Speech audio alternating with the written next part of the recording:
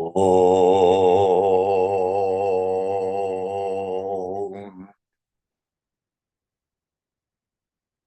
Om. Om.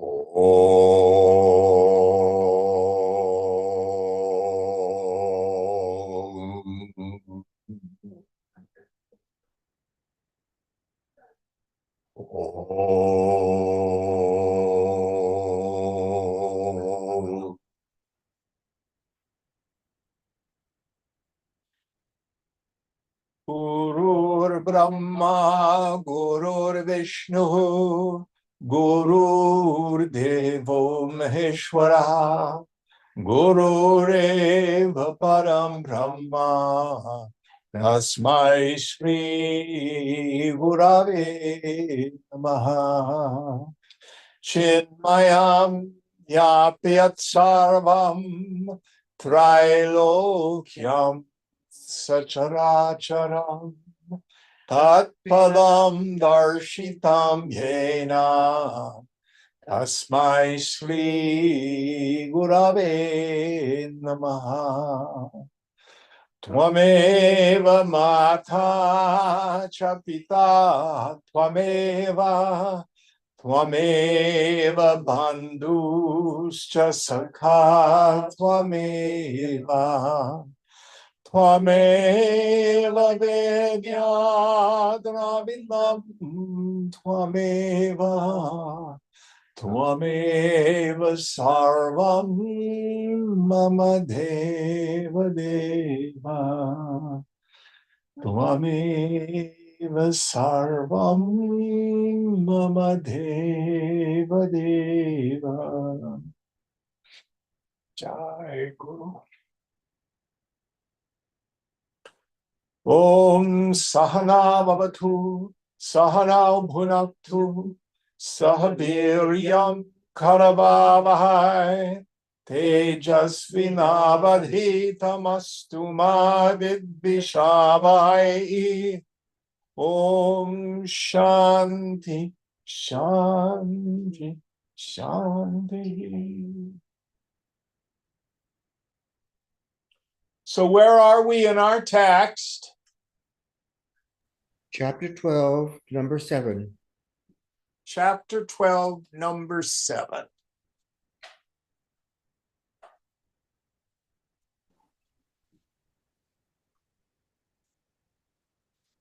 Will you help us out? Achintyam chintyamanopi chintarupam bhajatyasau tyaktva tadbhavanam tasmat evame vahamaskitaha.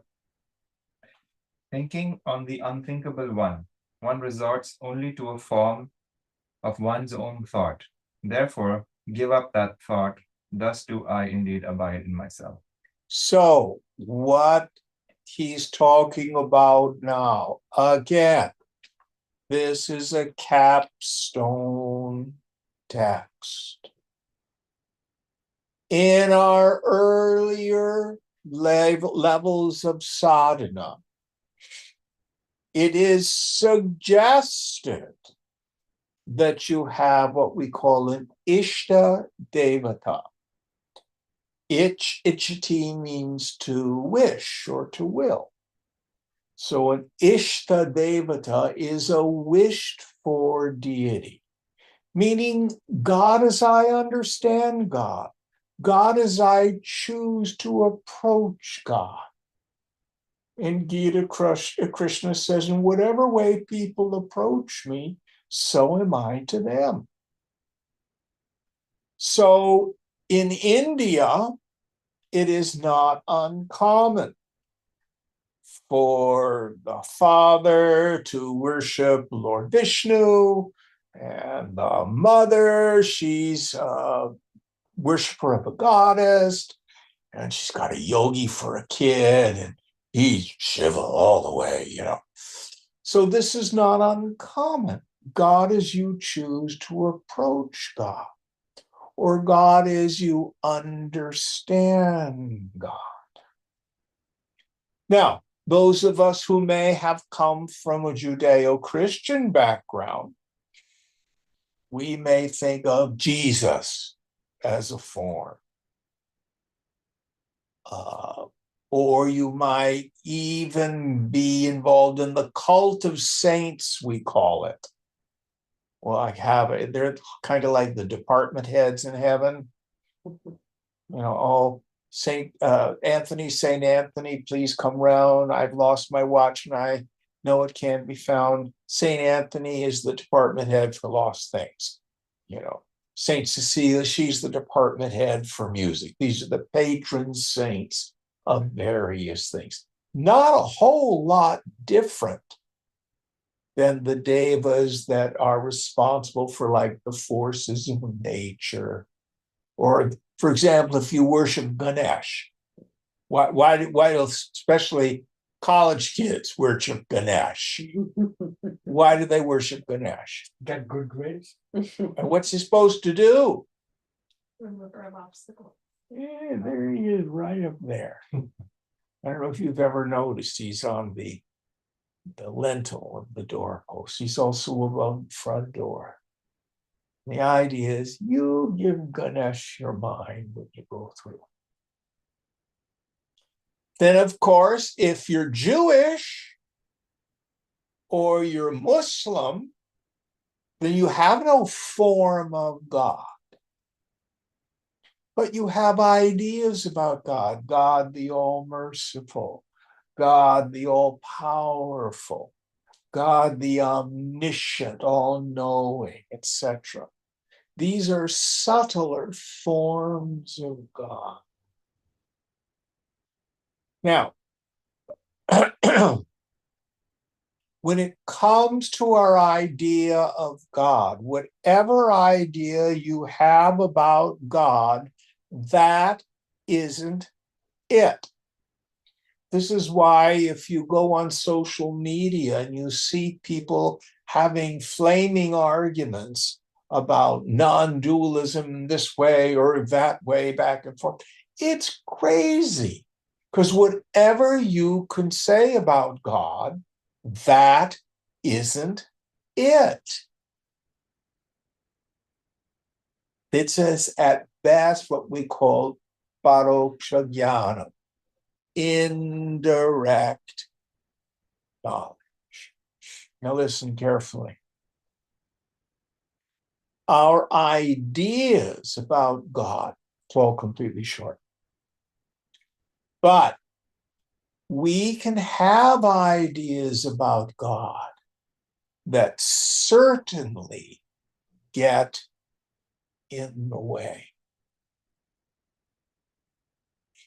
Now, here's a secret.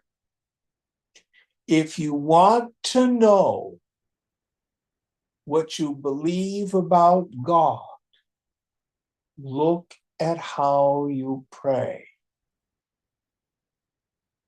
Your theology is revealed by the way you pray. Let me give you an example. Oh God, fill in the name. Please make Dad give me the car on Friday so I can go out with Susie. And if you do, I promise to stop smoking. That's a prayer that rarely works, if at all. And it has some really wrong ideas that can get in our way. Are we still online? I hope that wasn't Mark telling us that we're offline. No, Okay. you're still on. So let's look at that prayer, because many of us have some weird ideas. Or here's another one. I actually had a woman whose husband broke his leg and said, "Oh, are we being punished?" No, he didn't have the kickstand down on the motorcycle. That's why it fell on his leg. But let's go back to that prayer. Oh God, please. Have any of you begged God for help? Yes? Yeah. So is God neurotic? Come on, Wendy Beg. I just love it when you beg. Mina, yeah, she wasn't on her knees when she did it. There's no such God. And when we read stories in the mythology about gods having anthropomorphic tendencies, so and so gets mad, and so has an affair with such and such goddess, and all this sort of stuff, it's all just mythology. It's not about what's real. Oh God, please. God is not influenced by our begging. Listen carefully. The love of God is a constant. One of the oldest names of God in the Vedas is Surya. What's Surya? Sun. Yeah. Oh, sun, please shine today. Is that going to affect the sun? And even when it's an overcast day, has the sun stopped shining? Something else is going on. Then, so many of our prayers are about what we think another person should do. Make Dad give me the car. In other words, God's my errand boy. Give me what I want. And it can be, a partner, it can be a baby, it can be a new job, it can be this, that, or the other thing. And we think it's God's kind of like Super Santa Claus. There's no such God. There's no such God. And then we decide what's best for another person. I've decided that Aunt Mary should give up her stupid political ideas. So I pray to have her political ideas removed. That's ridiculous. There's no way God's going to manipulate other people. I always love the story of the two football teams at each end of the field, and they're both down on one knee praying that they may win the game. Oh, what am I supposed to do? Well, which one's praying the hardest? There's no such God. And then here's the real kicker, where we bargain and make deals with God. If you do, I promise to stop smoking. In the West, religious institutions, monasteries, and convents are filled with people who are endeavoring to fulfill their part of the bargain. Oh, if you save Aunt Mary from cancer, I'll become a nun. I don't know if it happens as much in Hindu life, but it's certainly a part of Western religious. You can't bargain with God. So we can have ideas about the infinite that certainly get in the way.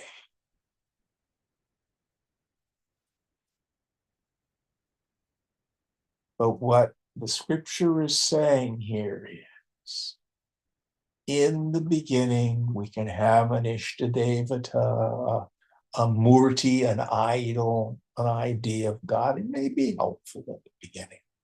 We may chant the name of the goddess or Vishnu or Rudra. We may do the rosary to the Virgin. These are helpful. Never say not to do them. But what Ashtavakra is saying, Gita here is, and that isn't it.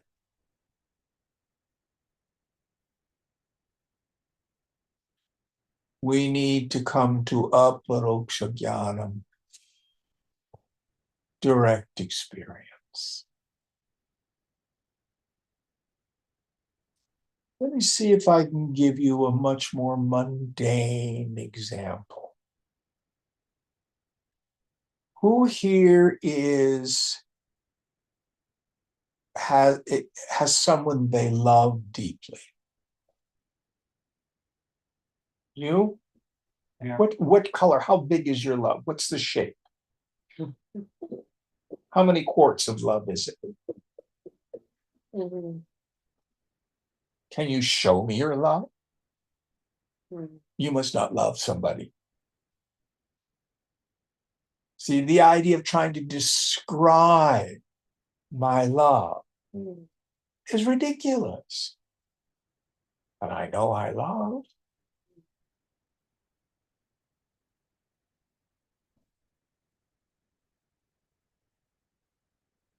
So also, you are a direct experience. You do not taste, touch, see, hear, smell, emote, or think yourself. You certainly do not think yourself. You can have ideas about yourself, but believe me, that's what gets in the way. Narratives. Yet you are, and you know you are.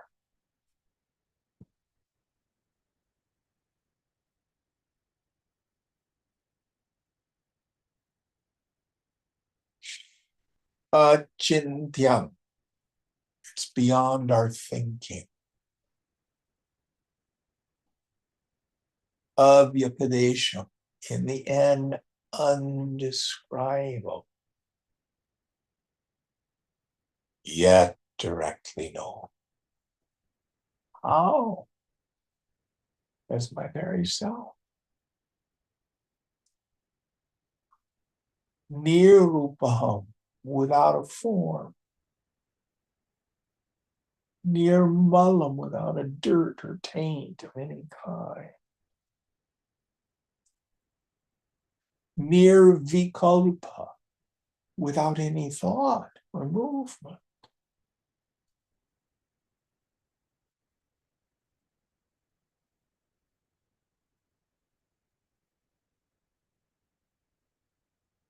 Now, in our early days of sadhana, by all means, pray to God for help.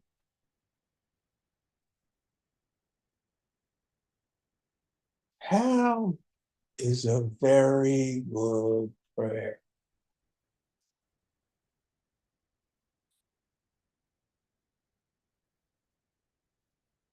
But the most powerful way to pray, I may have shared this with some of you before. When Abraham Lincoln was president during the American Civil War, there was a meeting of the general staff. And one of the generals said, "Mr. President, let us pray that God be on our side." And the president says, "No, let us rather pray that we are on God's side."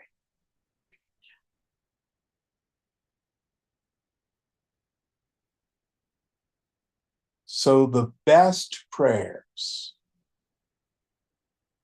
today, I turn my will and my life over to you.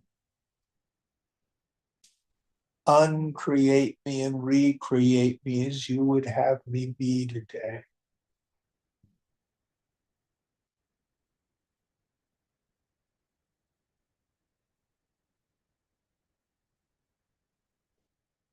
God, take me where you want me to go. Let me meet who you want me to meet.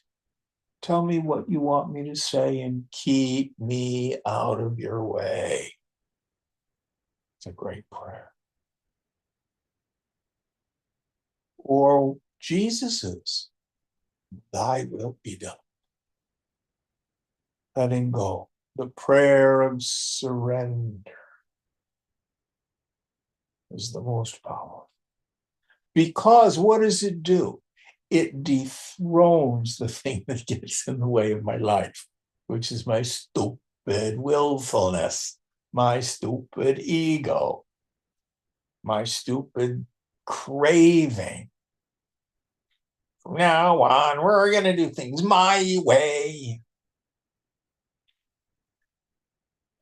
Foolishness. Foolishness. Any thoughts on this? It's a very wonderful and important point. Next verse.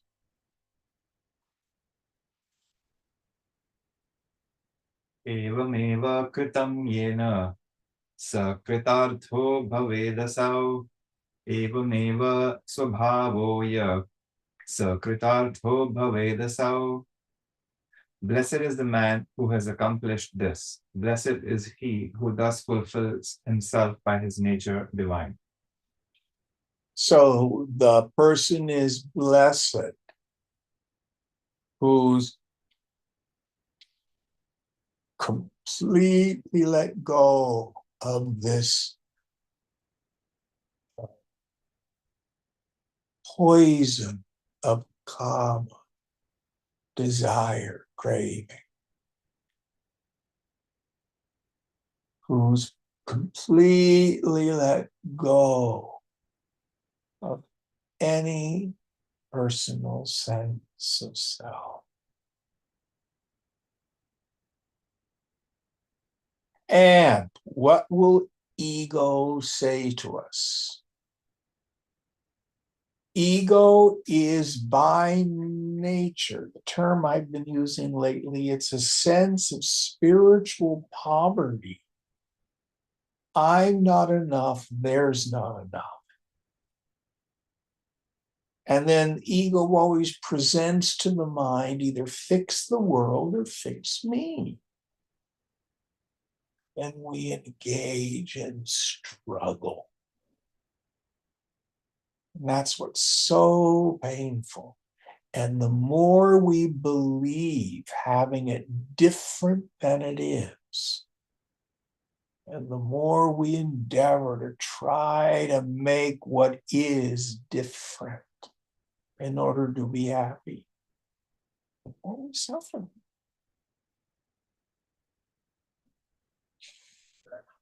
And then the foolish person, it's all out there. It's the politician. It's those men, they're so terrible. It's those women, you know how they are.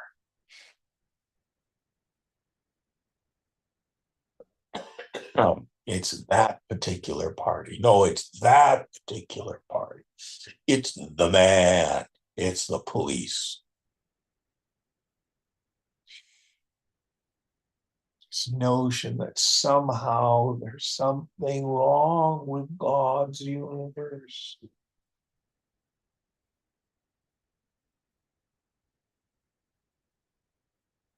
Jim, I have a question, because you talk about the benefit of character building.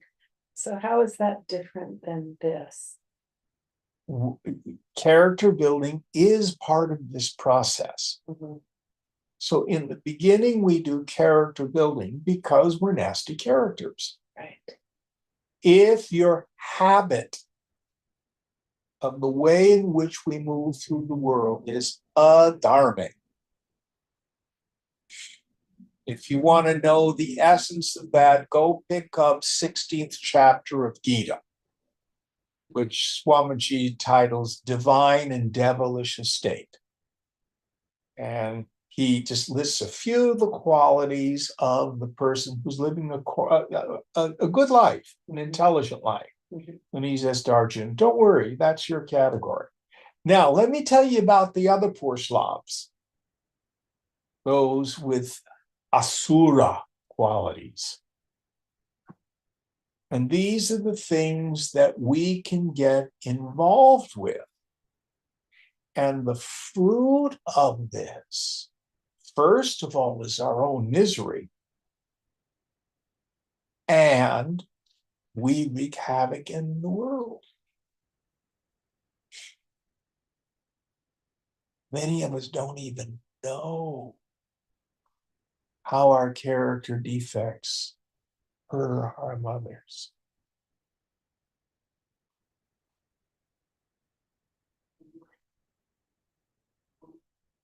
Any of you ever gotten up on the wrong side of the bed and you're just feeling nasty, bitchy in the morning, Oh, yeah. and people you live with eventually rebel? Who's ever had that experience? And we're not even aware we're doing it. Get out of my effing way.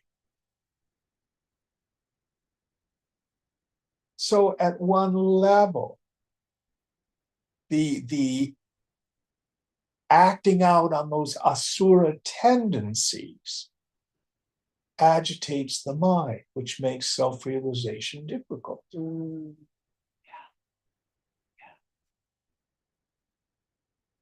Does that answer your question? absolutely. Yes. The more the mind is agitated, the less clarity there is. You know, sometimes we gloss over this part of the tradition, but it is important because it does us no good to be here in class and we're doing one of the highest texts and we just get rip roaring high.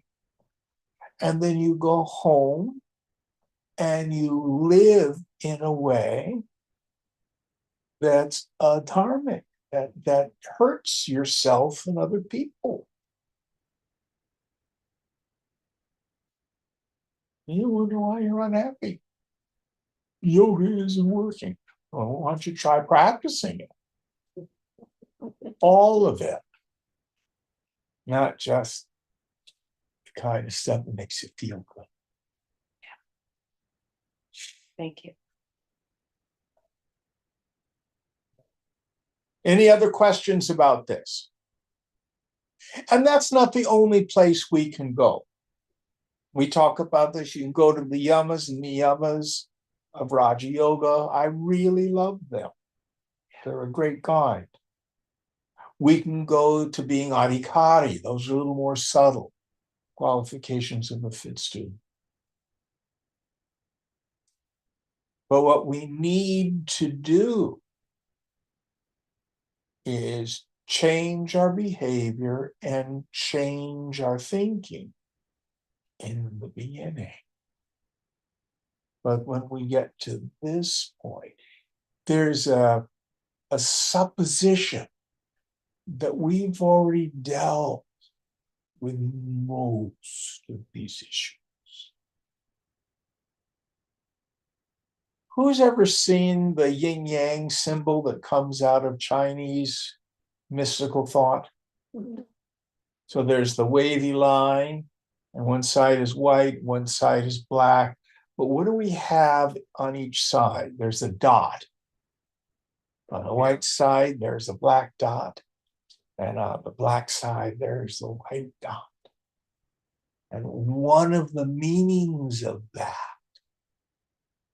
you never get rid of it all. Or I can't remember what it's called in Japanese art. They always, in the design, put in a flaw. Yeah.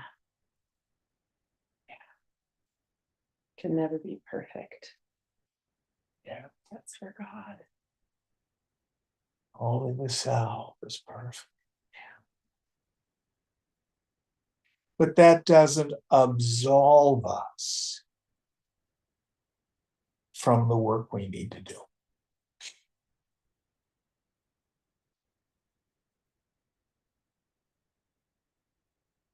How do I know I've got work to do? Just like in your car, what happens if check tire pressure light comes on? What's that mean? Check your tires. Yeah, you might have a slow leak or a nail or something like that. So you have a gauge right here. And your gauge that you've got some sort of a klesha going on, a disturbance, a defect. How do I know I've got a defilement, a defect going on? I'm disturbed. Bas. It's axiomatic. If I'm disturbed, no matter the cause, there's something wrong with me, not the world. That is so powerful. It's always the same. I have an attachment, I have an expectation, and I have an identification.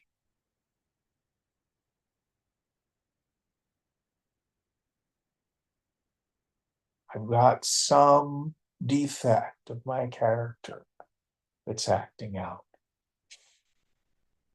And the world pushes back. Now I get upset. Any thoughts on this? Now, listen very carefully. I am not saying they're right and I'm wrong, as opposed to I'm right and they're wrong. Do you understand that? Sometimes the world and its people do hurtful things, but nobody has the power to make me feel anything, ever. No situation can make me feel anything. I have to buy into it.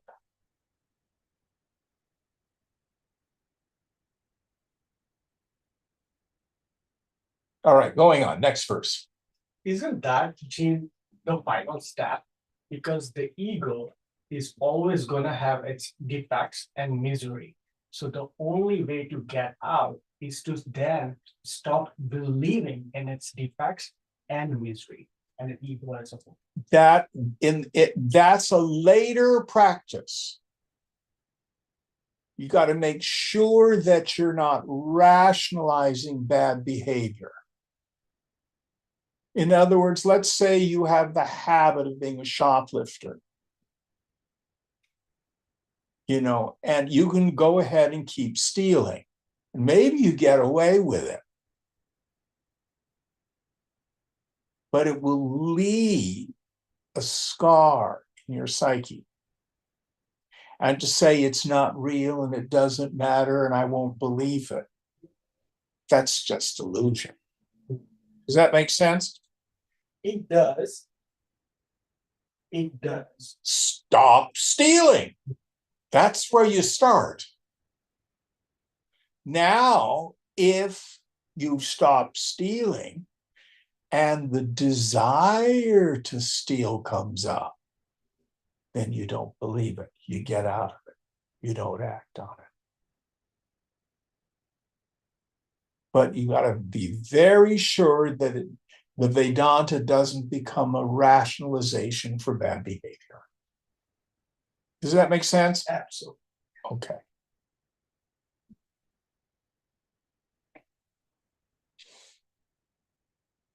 Good point. All depends on what level we're practicing at. It's not a one size fits all. All right, going on. Chapter 13, the bliss absolute. Let me stop for just a minute. Here's a very good worldly example. Let's say I'm in a relationship and I'm acting in a way that's selfish and I don't know it. And it disturbs and upsets my partner.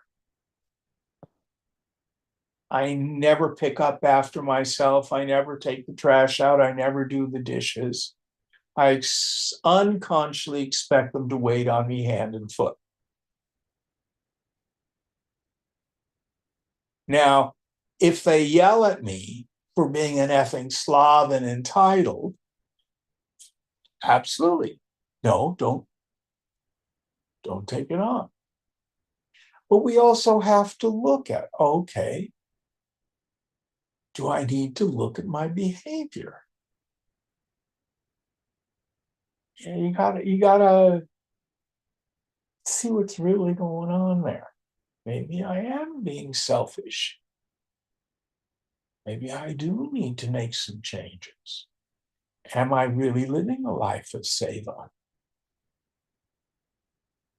It all depends. All depends.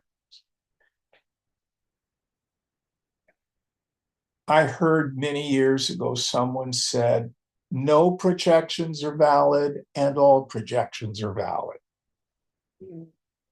So whatever somebody thinks about me is really their projection. It's really about them. But the fact that they aimed it at me is probably of value for me to take a look. Do I have a character defect in that area? Especially if it keeps coming back. So, for example, if in your work life you keep getting fired, you probably need to look at something. It's not always the terrible boss.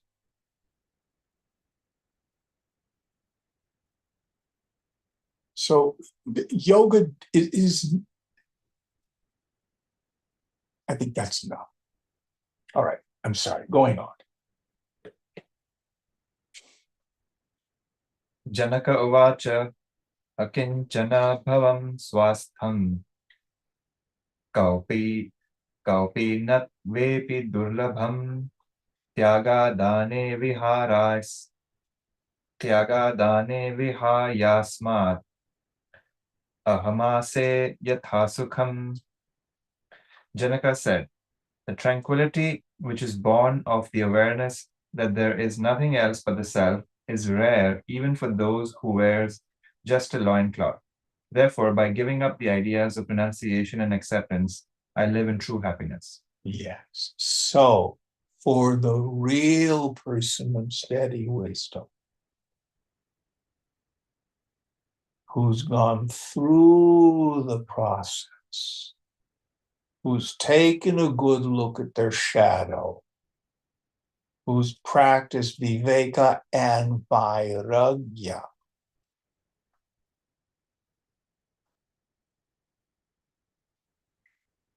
just wearing the loincloth doesn't make you a renunciate. Nor having a job in the world preclude deep abiding peace.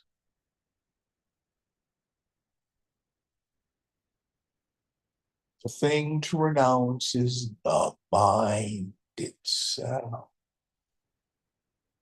How I quit believing in my mind. Back to what Nilan was getting at. That's, in the end, what need be done.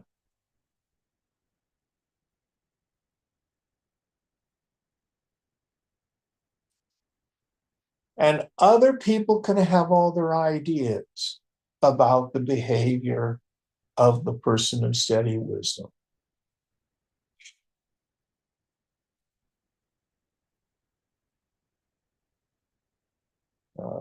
Sthita Pragya, the person of steady wisdom, has a level of naturalness and authenticity that is remarkable. I say they're out of control.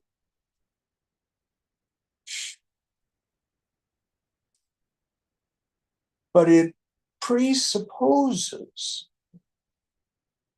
in their earlier sadhana, they've gotten rid of at least some of the grosser bad habits. Otherwise, they're a train wreck going through life.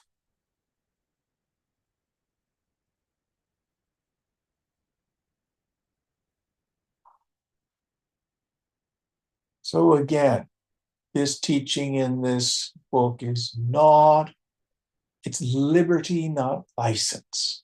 That's what I like to say. How can I be truly free? But it's not a license to bad behavior.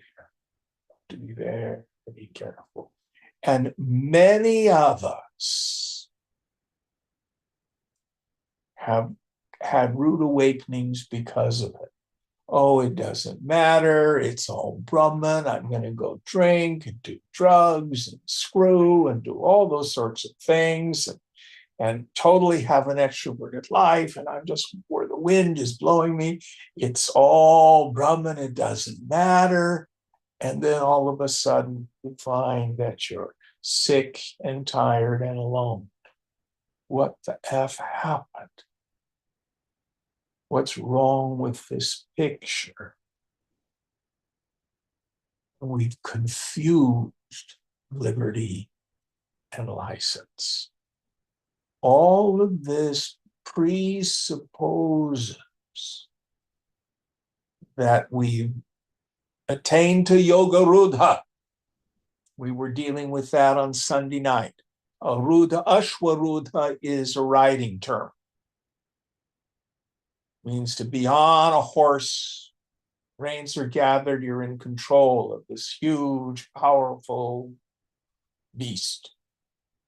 Yoga Rudha means I have mounted the steed of the mind.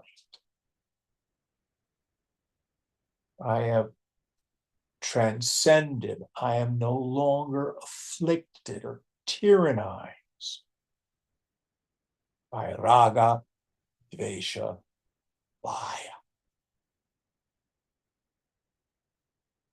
That's in the early stages. Then we can let go of control. But you can't renounce something you haven't got.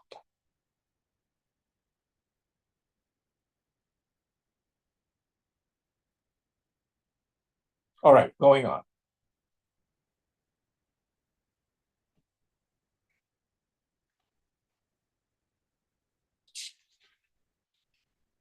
Kutrapi khedakayasya jihva kutrapi khidyate mana kutrapi tyaktva purusharthe sthita sukham. There is weariness of the body here, fatigue of the tongue there, and distress of the mind elsewhere. Having renounced this in life's goal, I live in true happiness. Yes. So we see these things arise. The body will have its pains and, pleasant experiences. Situations are conducive or non-conducive. Thoughts come and go. But for the Sthita Prajna, it's all like a dream. I have no concern for it. And then what Nilang was saying, at this point, the practice is, the way to heal the mind is to get out of the mind. Then the volume level just goes way, way down on all that reactivity.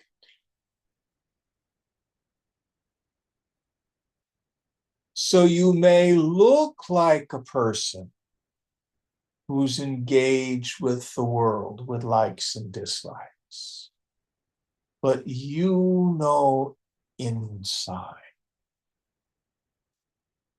whether or not you're taking it serious.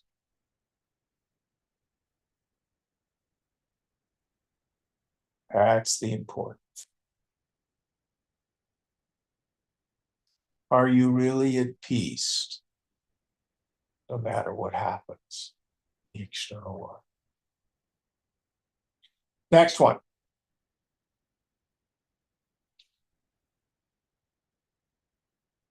Kritam kimapi naiva syad iti sanchitya tatvatah yada yat kartumayati tat kritva se yatha sukham.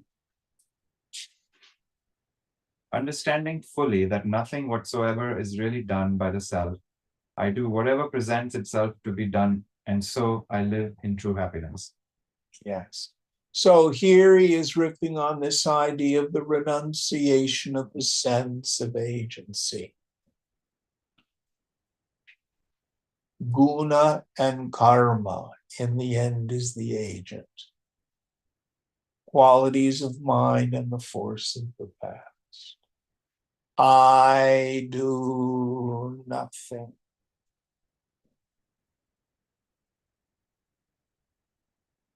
I do nothing.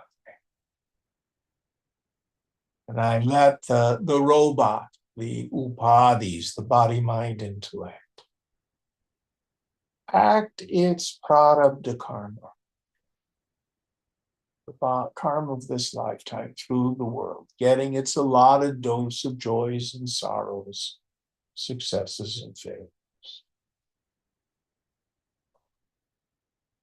The person of steady wisdom treats their body, mind, intellect like the ordinary person treats their shadow. Oh, I'm so successful. I had a 20-foot shadow today. Like you made the shadow? Oh, I know today. Oh, my shadow was so little. You had nothing to do with it. And the truth is, none of us care about our shadow. So also, the jnani has no real concern for the equivalent.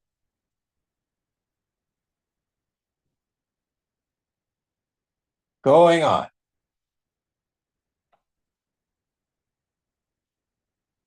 Karma naishkarma nirbandha bhava dehatha yoginaha sanyoga yoga viharat ahamase yatha sukham. The spiritual seekers, yogins, who are attached to the body, insist upon action or inaction. Divorced from both association and disassociation, I live in true happiness. So again, this is a capstone text. So the yogis, depending on our level of spiritual unfoldment, of course, there are things to be taken up and there are things to be let go of. One of the things I was talking about today, your spiritual life, you have to take up a practice. You don't trust inspiration. Inspiration will fail you. I only meditate when I feel like it. Doesn't work. Set up a practice. Things to be taken up. Scripture study. Sadhu Sangha. Company of holy people. Things to be given up. Give up Du Sangha. What's that? Bad sangha. Hmm? Bad company. Yeah, lower companions. What's the thing? If you hang out in a barbershop long enough, you're going to get a haircut. If you spend all your time with people who are extroverted into the world, who are greedy and selfish, who are ambitious, who want to step on other people to get ahead, or even more so, you hang out with people and they head towards tamas. Oh, let's go get loaded. Drugs, sex, and rock and roll. Eventually, if you hang out with them, you'll probably do that stuff too.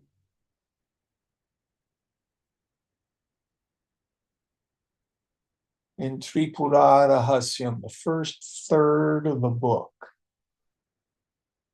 deals with what is the root cause of liberation. Anybody remember what the answer is?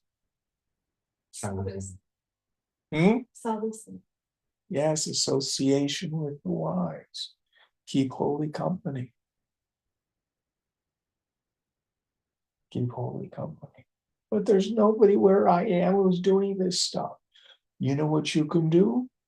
This is what Swamiji suggested. You can start a study group. Let's get together. and read Gita, talk about its meaning, stumble through it together. Or any other spiritual book. Or at least do healthy stuff. You know, do you belong to a running club? Do you have friends that you meet at the gym for exercise? Do you take a yoga class instead of just trying to do it all on your own? It's easier with other people. Environment is stronger than will. That's one of the things Paramahansa Yogananda used to say. Keep holy company.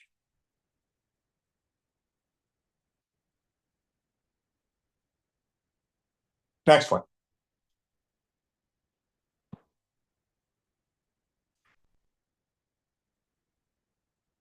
Arthanartho na me sthitya gatya va shayanena va tishtan gachan swapnan tasmat ahamase yatha sukham. No good or evil can be associated with my staying, going, or sleeping. So whether I stay or go or sleep, I live in true happiness. Yes. So at these higher levels of practice for the Sthita Prajna, what I do or what I don't do in the end makes no difference at all.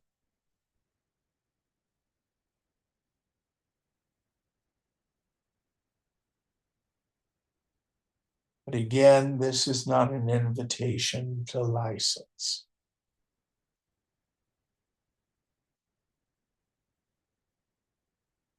Do you do puja? Do you do ritual? You don't need to. Oh, do you meditate 4 hours a day? You don't need to. Swamiji used to say depth of meditation is far more important than length.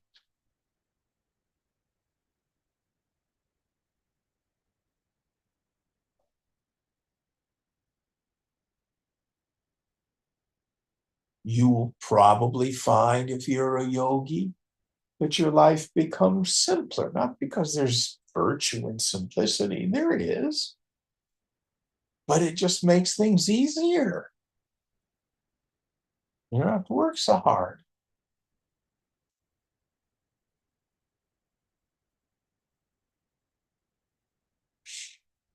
But there's no spiritual life in that sense. I can't believe I just did air quotes. I never do that.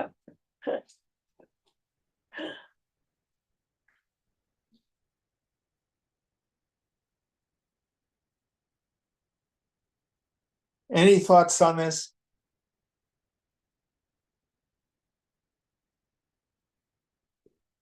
Now, if I'm enlightened, does that mean I have to become a guru? No, that's just another job. If I become a guru, does that mean I'm enlightened? No. There are lots of charlatans out there.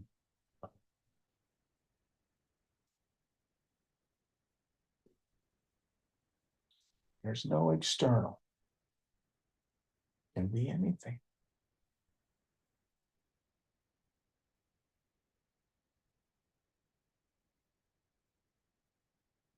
Any thoughts? Next verse.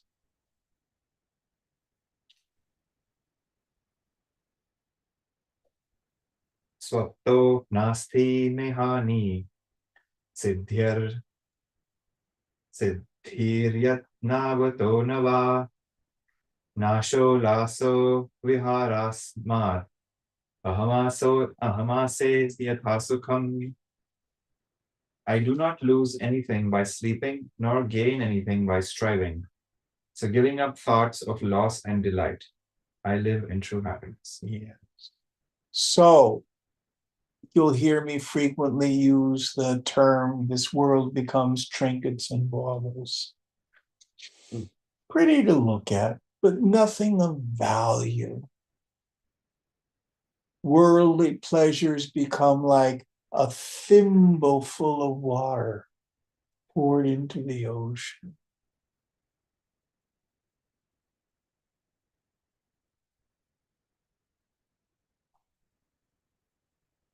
We have the reference in the scriptures to the Ch13, the wish-fulfilling gem, which is a metaphor for the self. You want to know, in my opinion, one of the most beautiful and clearest expositions of what yoga is about. It's in second chapter of Gita, verse 55.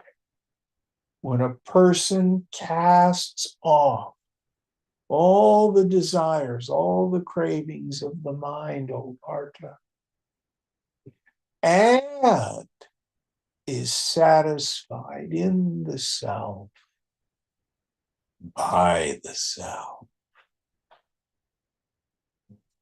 then they're said to be Sthita Prajna Purusha, a person of steady wisdom.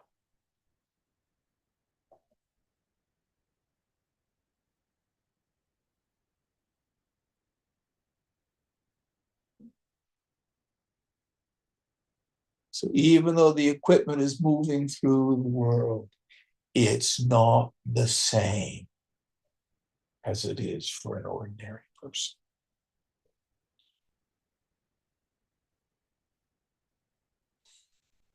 And I've had people come to me and say, I don't have any desires, Jim. I don't know what I'm supposed to be doing. Because in the past, they were driven by desire. You'll know. Your prarabdha will put you where you're supposed to be. Don't worry about it. The circumstances of the world will put you where you're supposed to be. If you must have a vision, try to be useful.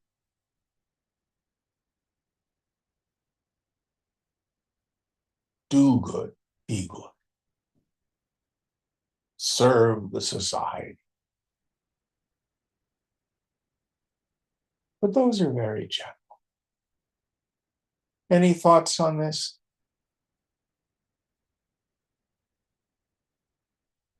Next verse.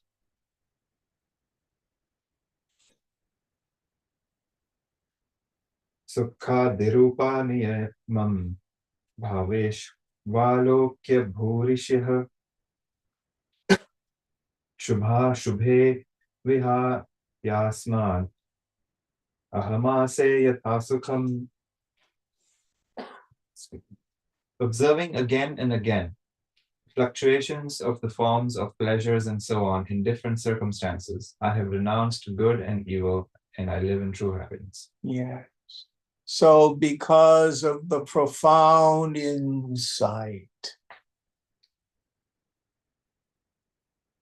good and evil are just worldly judgments on most things. There are no absolutes.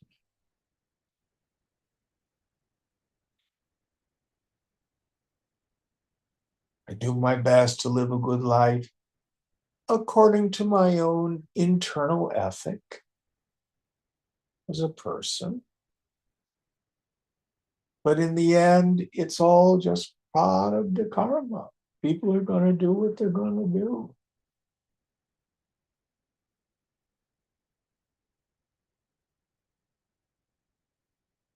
And my peace of mind is independent of the world.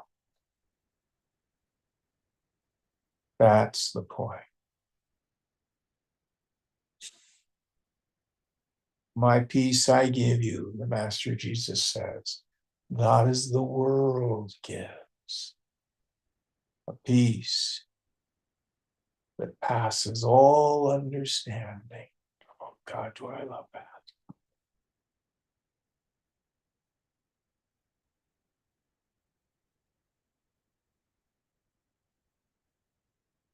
Peace.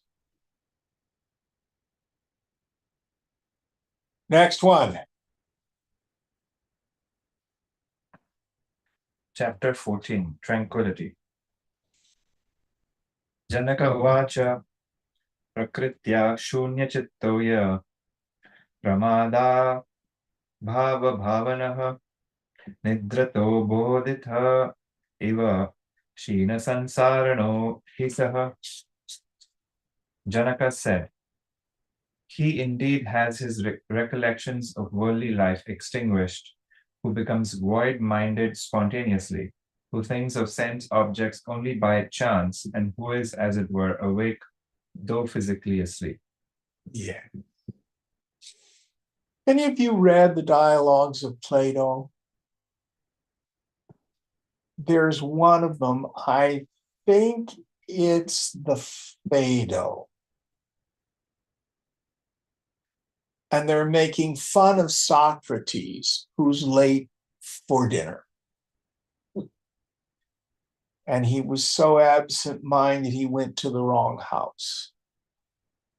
And they said there he was, just standing on the porch, as it were, staring off into nothing. Someone had to go over and get him.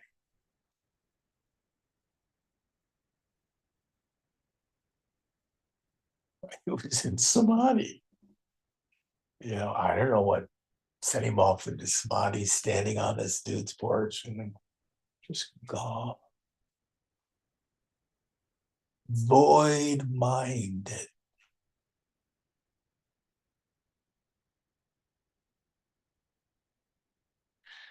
Socrates, no, dinner's next door.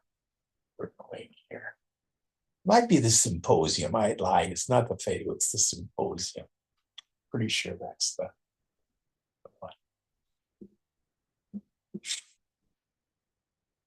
One of the things that it talks about, Alcibiades, who was considered the most beautiful boy in Athens.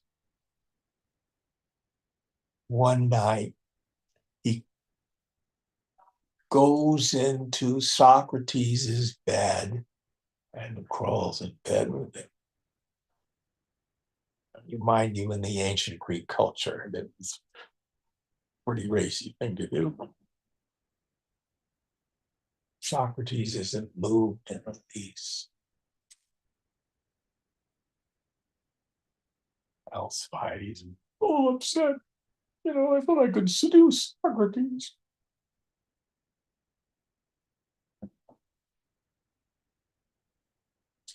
And then in the Phaedo, that's the story of Socrates' death.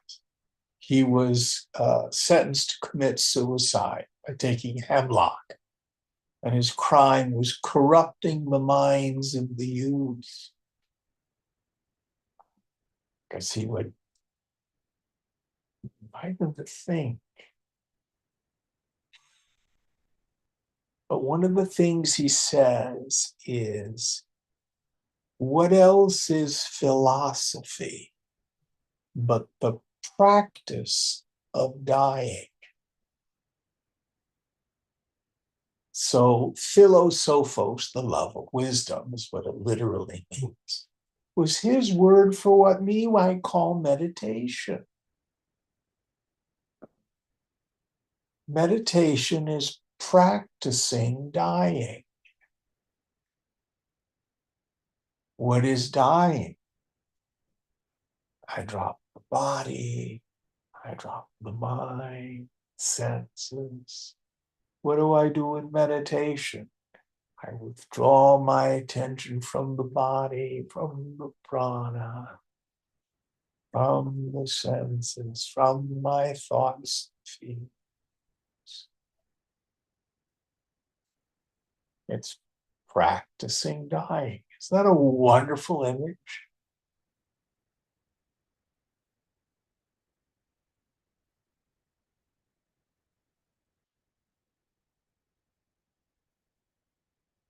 giving up our particular concern for this world. And then if the mind returns, you go about, do your business with no real belief in its fundamental reality.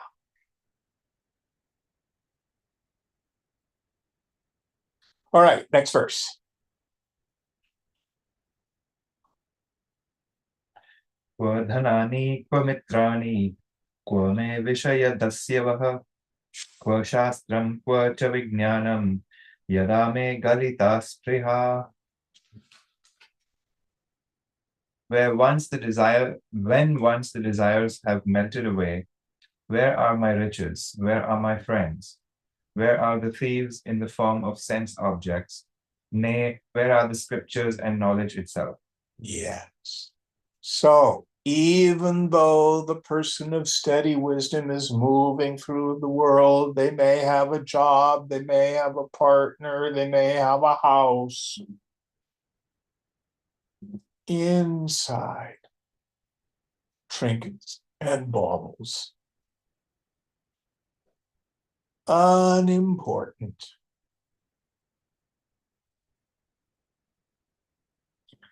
And in the end, even the scriptures, even bondage and liberation, the guru,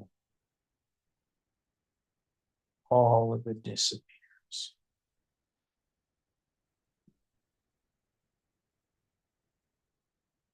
All of the self is real.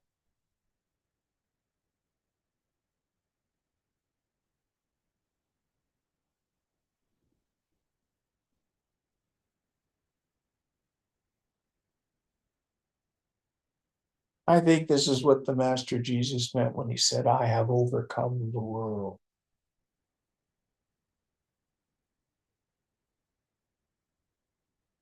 Next verse.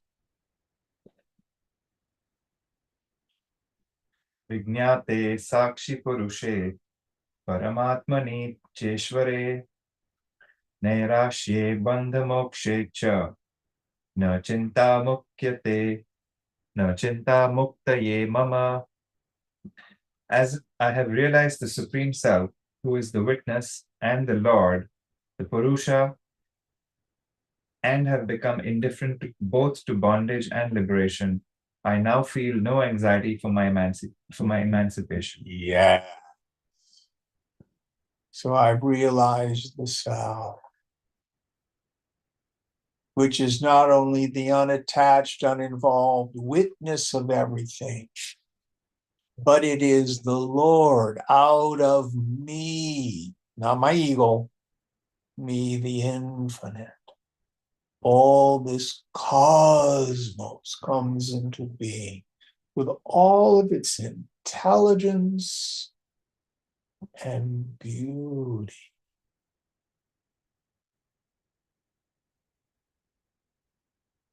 What was the last part of the verse? I now feel no anxiety for my emancipation. Yes. So this again is a secret. Ego posits, I'm the mumukshu, the jinyasu. Here's the self. I'm gonna get there. I'm gonna get there close. I'm getting close. Ooh, I'm getting buzzings in my third eye. Oh, I made it. No. Here's the mumukshu, striving hard for liberation. I give up this. I give up that. I give up this. I give up that.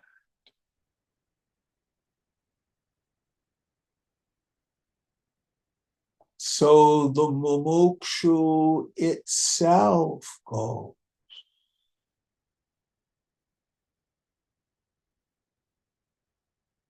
If you're still concerned, am I enlightened or not? Or am I in bondage? You're still identified with some form of self.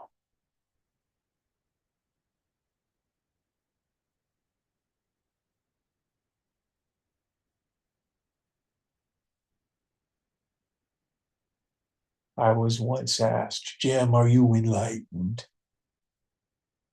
And my response was, I've quit asking the question.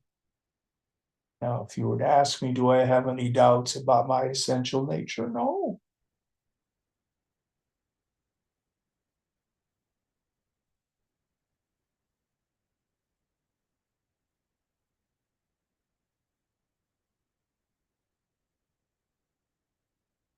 Very subtle point.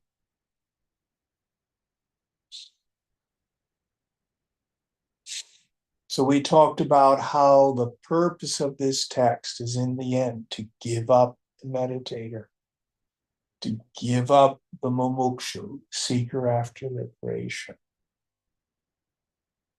We give up the person who's concerned about all that. Not because I'm going to rationalize my stupidity. Again, you take a text like this and you do it too soon in your practice, you will justify your misery and bad behavior.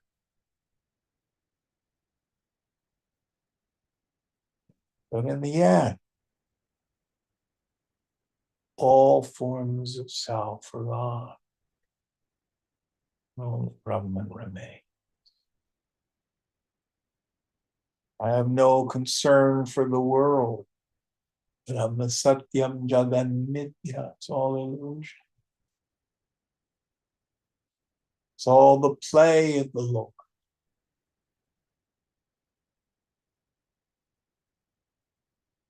Okay, need to quit here. What verse are we on for next week?